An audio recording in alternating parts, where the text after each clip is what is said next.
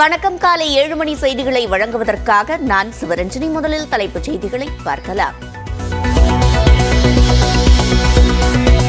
தற்கொலைக்கு முயன்ற மதிமுக எம்பி கணேசமூர்த்தி மரணம். கோவை தனியார் மருத்துவமனையில் தீவிர சிகிச்சை அளிக்கப்பட்ட நிலையில் காலமானார்.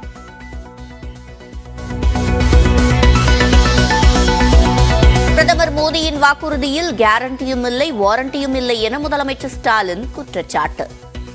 பட்டாசிற்கு 28% ஜிஎஸ்டி விதித்து உற்பத்தியாளர்களை வஞ்சித்ததாக ஸ்ரீவில்லிபுத்தூரில் பொதுக்கூட்டத்தில் விமர்சனம். மோடியின் கேரண்டின்னு ஒரு புது விளம்பரத்தோட வந்திருக்கிறார். உண்மையிலே அவருடைய வாக்குறுதிகளுக்கு கேரண்டியும் இல்லை, வாரண்டியும் இல்லை.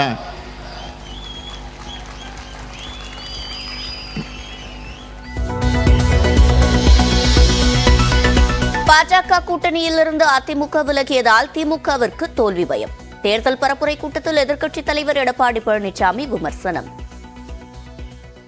இன்னைக்கு தேர்தல்ல பயம் வந்துட்டது. ஸ்டாலினுக்கு பயம் வந்துட்டது. உதயநிதி ஸ்டாலினுக்கு பயம் வந்துட்டது. அதனாலதான் புலம்பி தீர்க்கிறாங்க.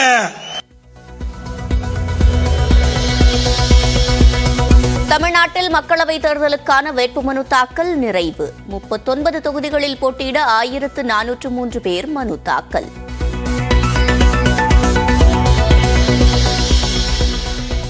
ஒரு சதவீத வாக்கு கூட பெறாததால் விடுதலை சிறுத்தைகளுக்கு பானை சின்னம் வழங்க தேர்தல் ஆணையம் மறுப்பு. ஒன்றுக்கும் மேற்பட்ட தொகுதிகளில் போட்டியிட்டால் மட்டுமே மதிமுகவுக்கு பம்பரம் சின்னம் ஒதுக்க முடியும் என்றும் அறிவிப்பு.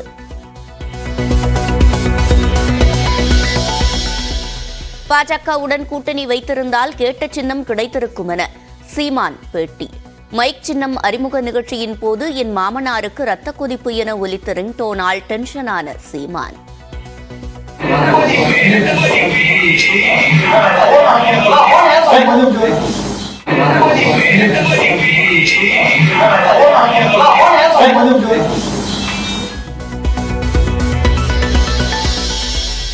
ராமநாதபுரத்தில் ஓபிஎஸ்க்கு எதிராக மேலும் ஒரு பன்னீர்செல்வம் போட்டி. குழப்பத்தை ஏற்படுத்த எடப்பாடி பழனிசாமி முயற்சிப்பதாக ஓபி ரவீந்திரநாத் குற்றச்சாட்டு. பூத் ஸ்லிப் வழங்கும் பணிகள் ஏப்ரல் 1ஆம் தேதி தொடங்கும் என சத்யபிரதா சாஹூ தகவல். ஏப்ரல் 13ஆம் தேதிக்குள் அனைத்து வீடுகளுக்கும் நேரடியாக பூத் ஸ்லிப் விநியோகிக்கப்படும் என அறிவிப்பு.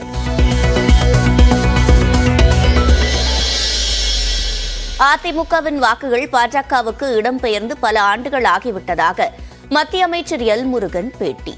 களம் 18 நிகழ்ச்சியில் ஆசிரியர் கார்த்திகை செல்வனுக்கு அளித்த நேர்காணலில் தகவல். அதிமுக ஒரு வேட்பாளர் இருக்காரு, அதை நீங்க கணக்கிலே எடுக்கலையா? அவ்வளவு குறைச்சு மதிப்பிடுறீங்களா அங்க நீலகிரியில? களத்துல நிச்சயமாக அண்ணா திராவிட முன்னேற்ற கழகம் நீலகிரி பொறுத்தளவுக்கு களத்திலே இல்லாத சூழ்நிலை தான் இருக்கிறார்கள். அவர்களுடைய பிரசன்ஸே இல்லை. அவர்களுடைய வாக்கு வங்கி பாரதிய ஜனதா கட்சிக்கு ஏற்கனவே ஷிஃப்ட் ஆகி பல காலம் ஆகிறது என்பது இந்த தேர்தல் நிறுவனம். 21 வயதுக்கு கீழ் உள்ள பெண்களின் திருமணத்திற்கு பெற்றோர் ஒப்புதலை கட்டாயமாக்க நடவடிக்கை. பாட்டாளி மக்கள் கட்சியின் தேர்தல் அறிக்கையில் அறிவிப்பு.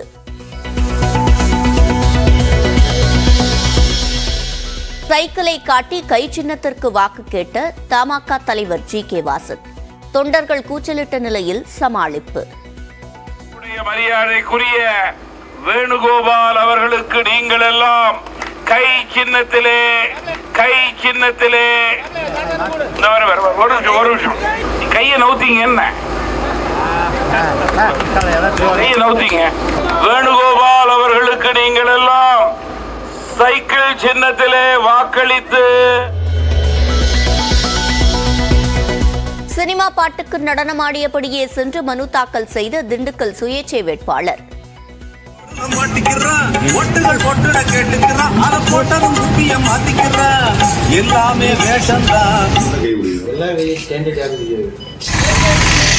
நாகையில் மாட்டு வண்டியில் கேஸ் சிலிண்டருக்கு மாலையிட்டவாறு வந்து வேட்புமனு தாக்கல். நாடாளுமன்ற சுயேட்சை வேட்பாளர்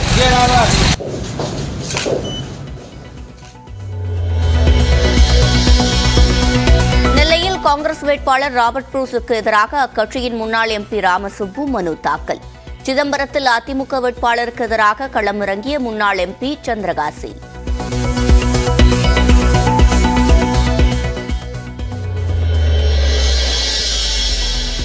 பணம் இல்லாததால் மக்களவைத் தேர்தலில் போட்டியிடவில்லை என மத்திய நிதியமைச்சர் நிர்மலா சீதாராமன் பேட்டி. தமிழ்நாடு, ஆந்திராவில் போட்டியிட ஜே.பி. நட்டா வாய்ப்பு தந்ததாகவும் தகவல்.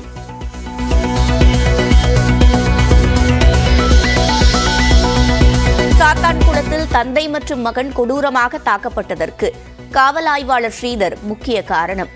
சிபிசிஐடி விசாரணை அதிகாரி அனில்குமார் நீதிமன்றத்தில் தகவல்.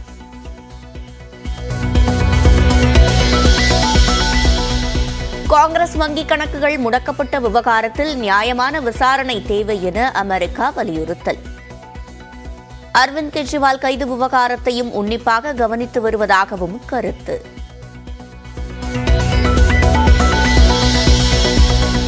ஐபிஎல் தொடரில் மும்பைக்கு எதிரான போட்டியில் 31 ரன்கள் வித்தியாசத்தில் ஹைதராபாத் வெற்றி.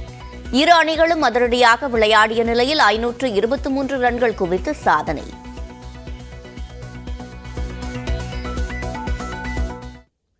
மன அழுத்தத்தால் விஷமருந்தி தற்கொலைக்கு முயன்ற ஈரோடு எம்பி கணேசமூர்த்தி சிகிச்சை பலனளிக்காமல் உயிரிழந்தார். அவருக்கு வயது 76. மதிமுக மூத்த தலைவர்களில் ஒருவரும் ஈரோடு தொகுதி எம்பியுமான கணேசமூர்த்தி ஈரோடு பெரியார் நகரில் உள்ள இல்லத்தில் தனது மகன் கபிலனுடன் வசித்து வந்தார்.